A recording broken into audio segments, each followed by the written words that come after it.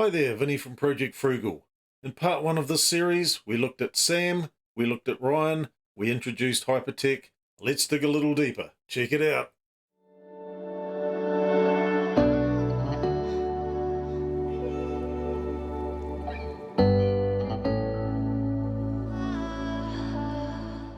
We're heading back down in time, back to 2014, when Ryan Zhu, Sam Lee, and Alan Guo created Bitcoin Group. Let's find out a little bit more about this particular group. Watch this video, find out a little bit more.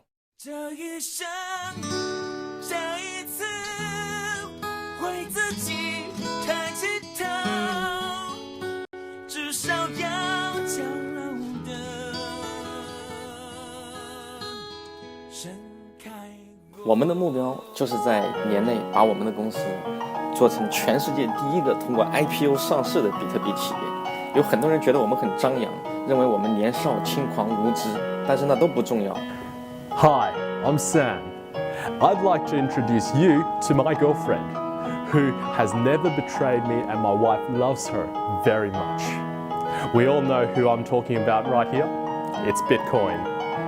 嘿，大家好，我是火星人 Ryan。人类已经进入了星际时代，想移民火星吗？我们只收比特币。Alan 郭，也许今天你不会记得我，但是当比特币风靡大街小巷的时候，你一定会想起我。我们是澳洲合伙人。 Let's face it, I don't speak Chinese, but let's go and check out these impressive offices of these future billionaires. 这个呢是我们现在暂时用的一个办公室，因为现在大的办公室呢，我们随着业务的发展需要一个大的了，然后现在还在找，那大家可以进来看一下。这个呢是我之前就是做那个房产买卖和房产开发使用的一个办公室，那我们现在呢一些业务就在这里来办公，这个是我们就是说，这是比特币，但是它是一个纪念币。那真的比特币的话呢，它是不存在的，它是一个虚拟的嘛。但是这个呢，就是比特币的一个 logo， 所以说我们做了这个币，然后呢，就是有平常朋友碰到他们感兴趣喜欢的话呢，我们就会给他们作为一个纪念币，这么一种形式。简单的说呢 ，Bitcoin 比特币呢，它是一种全球通用的数字加密货币，大家可以把它想象成是电子黄金这种。那这个行业实际上从诞生到现在也不过短短的4-5年的时间，因为互联网相关的产业的发展特别的迅速。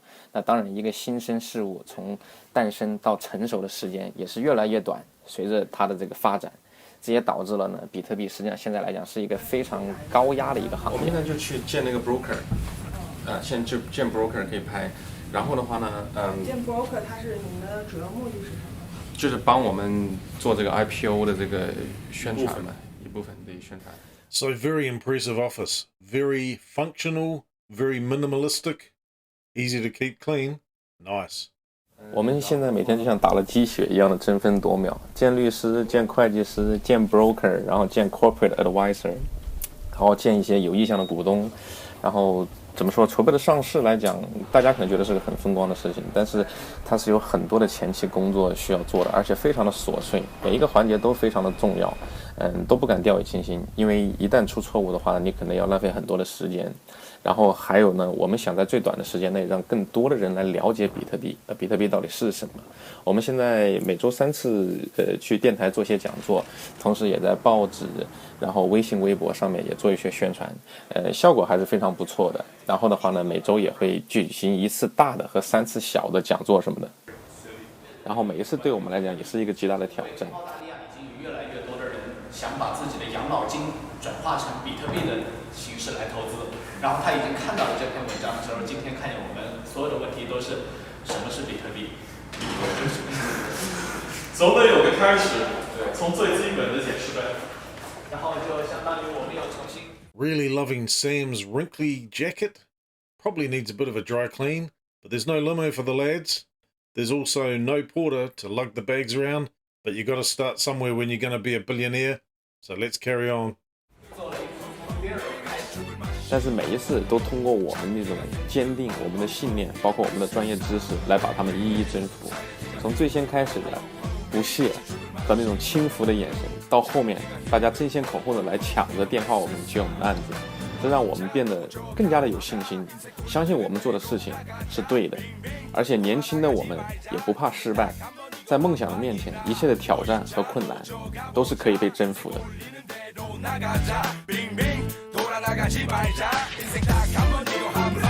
Bitcoin Group 邀请大家一起见证我们的青春，我们的梦想。我们在创业的同时，也要去改变世界，这就是我们的梦想。We've gone back in time to the Wayback Machine 2015. That's the best capture I could get for the bitcoingroup.com.au. Let's go and have a little bit of a dig around here, see what we can find. So we got the management, we got Sam, we got Ryan, we got Alan, we've got Andrew Plimpton as an independent director, Jacob Cheng as the operations director, Jin Chen as a veteran developer. And if we scroll down a little bit more, we've got a little bit of a blurb on Sam Lee. So he's a co-founder of Bitcoin Group, has a background as a strategy director in the financial services outside Australia and digital media industry. He's performed the role of an IT enterprise strategy consultant, specializing in project planning and execution. Rah-de-rah-de-rah. Yeah. So while he has done that, we did have a look in the previous episode to see what he'd actually done. So I think he's jazzing it up a bit here. Yeah, but let's scroll down and see what else we can find here. So here we go, a bit of a blurb about Ryan, reputable industry leader, blockchain, Bitcoin industry, etc., developing partnerships and responsible for the development of the employees within Bitcoin Group and acts as an internal strategy consultant to Bitcoin Group. Interesting. And we've got Alan here, co-founder of Bitcoin Group, brings his banking, accounting and compliance. Compliance, interesting word for later on in this series. Background to Bitcoin Group, worked as a tax accountant at National Australia Bank, I do believe that is, overseeing some superannuation funds. So there we go, there's the main three players there, back in 2014/2015. And then we've got a little bit of a blurb about the board. And hey, check it out. Go back onto the Wayback Machine, chuck in bitcoingroup.com.au and have a bit of a dig for yourself. With the lads off to an outstanding start, it's time to introduce Collinstar Capital, which was created in early 2015. Here's their website here. Once again, not a secure site, but however, we've got Collinstar Capital, which basically invests in blockchain technology. We've got a contact us, a portfolio. We've got some links here, Premier, and Premier. Don't know what that means. I don't think it goes anywhere, to be honest. But let's go and have a look at the portfolio. And we'll see that this is the timestamp here of when I've just pretty much clicked on this page. And we've got some mumbo jumbo here of a templated website that has never been filled out properly. So this is their capital arm, if you like. The capital arm that invests in other Bitcoin and blockchain technologies. Interesting. So now we're looking at the end of 2015. Less than 2 years have been in existence. They've created Bitcoin Group. They've created Collinstar Capital. And Bitcoin Group is now trying to do an initial public offering to raise $20 million to fund some more mining machines, to fund their business, to fund lots of things. They end up raising 2.9 million, which falls short. This is the third time they've attempted this. Remember, this is within 2 years. Let's go and check out that document, see what we can find. So here we go. Here's the capital raise prospectus. Very exciting, 134 pages. I'm not going to read all of it to you. But this is the second replacement prospectus. So clearly the first two didn't work very well. Offering 100 million new shares to raise $20 million at an issue price of 20 cents per new share. Yeah, that's not ideal, is it? However, the first one dated 29th of June 2015. So at this point, they'd been in operation for 18 months. They're already trying to raise some money on the stock market, get into the Australian Securities Exchange. New Zealand's called the New Zealand Stock Exchange pretty much, but Australian Securities Exchange. Anyway, that's what they're trying to do, 18 months into it. And there is a lot of information in this. So let's move on, see if we can find something interesting within this document. Right, well, that didn't take long. We're literally on page 3, and we've got here the first replacement prospectus, which is not the first one that they pulled out. We've got a total revenue in $1,000 units of basically $1.7 million for the first replacement prospectus. In the second one, they've now upgraded that to $1.8 million. And net profit after tax for the first prospectus, $10,000. That doesn't sound very sustainable for the number of staff that they've got, at least. Not sure what total comprehensive income actually means. This particular prospectus, they're claiming that they're going to be making $34,000 net profit after tax. Well, maybe that's after paying for all the wages and all the rest of it, but even so, that sounds skinny at best. Let's see what else we can find. So looking at this, at the time, the price of a Bitcoin in late 2015, value of a Bitcoin, $376.24 US dollars. Obviously, we know that it crept up to $60,000 and then it dropped back, and now it's, I don't know where it's at the moment, probably mid 30,000, something like that US dollars. So there was definitely potential there if you were able to mine the Bitcoin at the time, but I'm not sure if they did or not. So in this section here, they talk about what they're going to do with their $20 million that they've raised. They're going to invest basically 90% of it, $18 million, into new Bitcoin mining equipment, payment for the costs of this particular offer, repayment of loans that they've obviously acquired from somewhere, working capital, and a listing bonus. Not sure what a listing bonus is. So there's your $20 million gone down the Googler, and that's all good. And they also, if we scroll down a little bit more, let's go down, because a lot of this is pretty boring stuff, to be honest.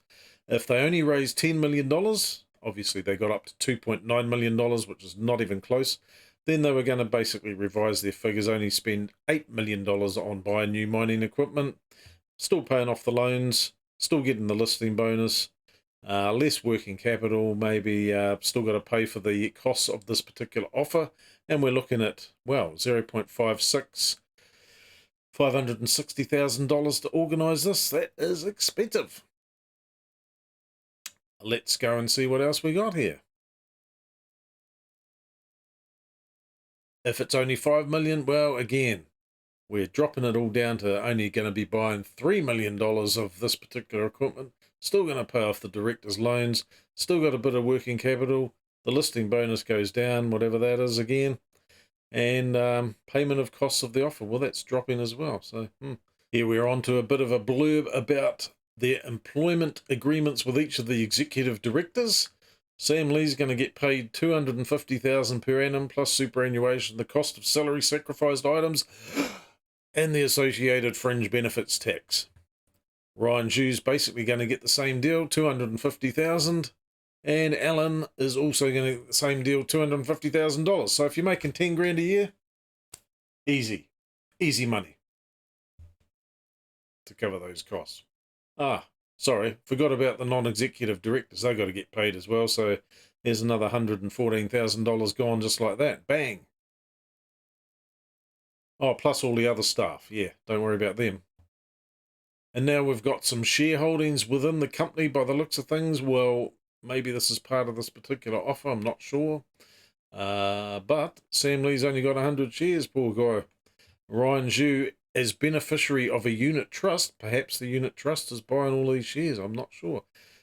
3.75 million shares at 20 cents a pop, maybe. I don't know if this ever eventuated or what happened there. Alan, held by his family trust and super. Well, it's looking like to me that this thing's getting funded by Mummy and Daddy, the bank of Mummy and Daddy, the best bank in the world. Well, Harry, at least he's going through Fortune Capital. That sounds very legit. Maybe some sort of fortune cookie, something like that. Pull some money out of a rabbit or out of a fortune cookie or a hat or something. I don't know.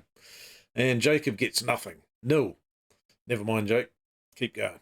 So there's some more gobbledygook on this. It's talking about the holding these shares.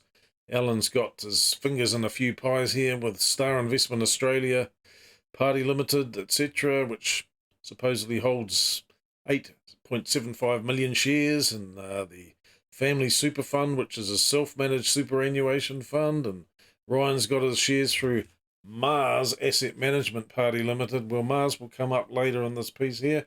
You can't beat the Mars Mall for your online shopping needs. We've got hams, we've got computers, we've got TVs, we've got everything. You'll find out later in the series about the Mars Mall. Amazing. So there is a bit of information within this document about mining equipment agreements where they've purchased a whole bunch of computers dedicated for mining cryptocurrencies. There is a video about Ryan over in China mining some crypto. Let's go and check that out. I'm standing in the mountainous area around Kangding City, close to the middle of China and not far from the Tibetan Plateau, in an area which is usually known for hiking, for culture and history, but it's taken on a new claim to fame. It's now one of the biggest Bitcoin mining hubs in China and the world. Behind me you'll see some blue sheds, and they house close to 5,000 supercomputers which are mining Bitcoin. You can hear the whirring. Now they mine about 60,000 Australian dollars worth of Bitcoin every day. 1,700 of those supercomputers belong to Melbourne-based Bitcoin Group. It's a company that tried to list on the Australian Stock Exchange earlier this year, but was knocked back by the regulators.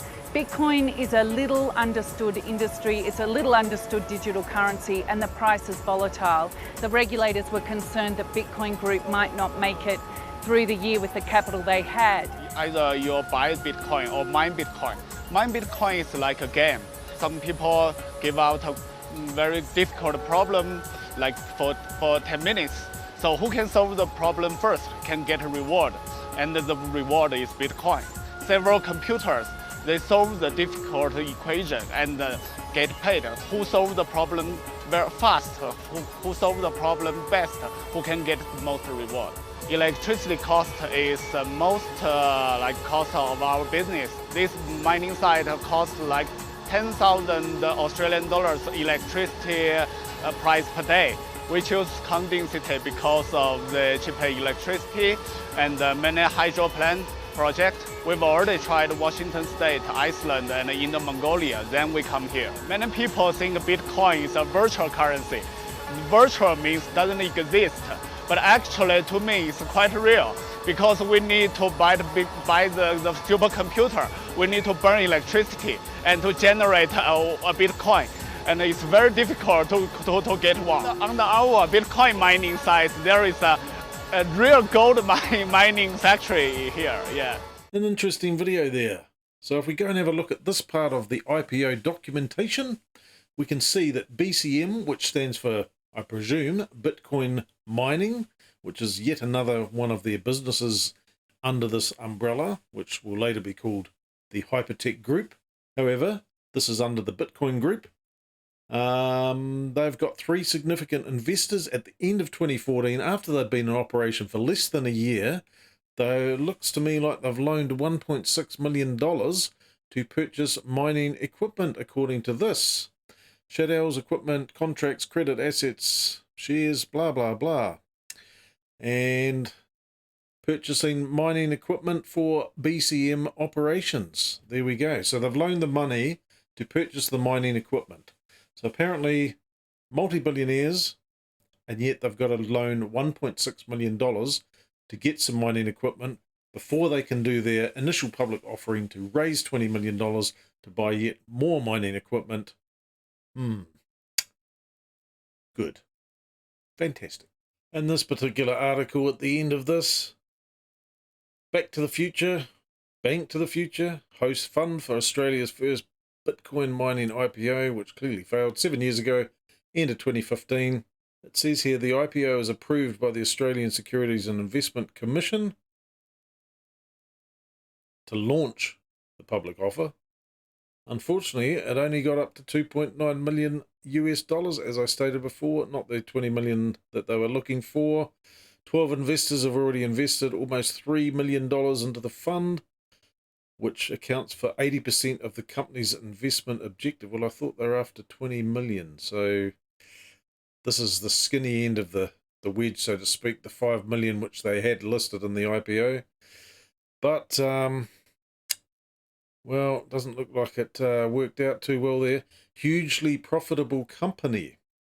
Well, based on that IPO, it doesn't look hugely profitable to me, with profits, net profits of $10,000 or possibly $34,000, depending on which review of the IPO you look at.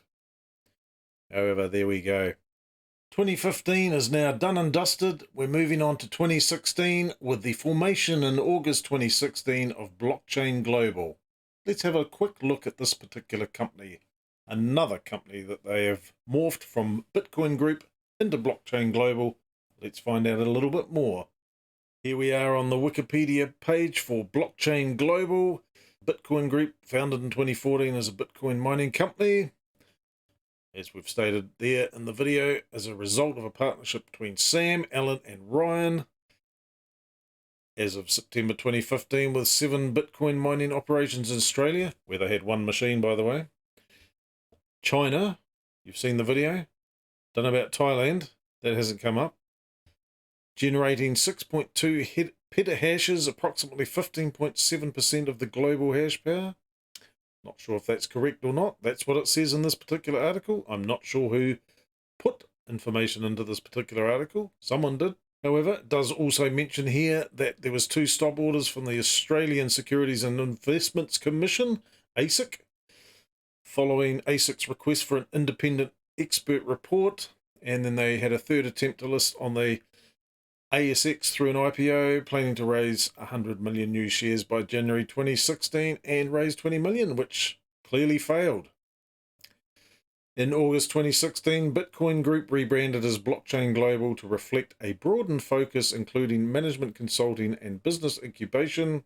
So there we go. There's the Blockchain Global Wikipedia entry page. We'll learn a lot more about Blockchain Global in the upcoming episode in part 3 of this particular series. Hope you've enjoyed this one. We'll see you in the next video. We'll catch you later. Don't forget to hit like and subscribe. Leave some comments below. Ask me some questions. That's all good. We'll catch you in the next one. See you later. Bye-bye.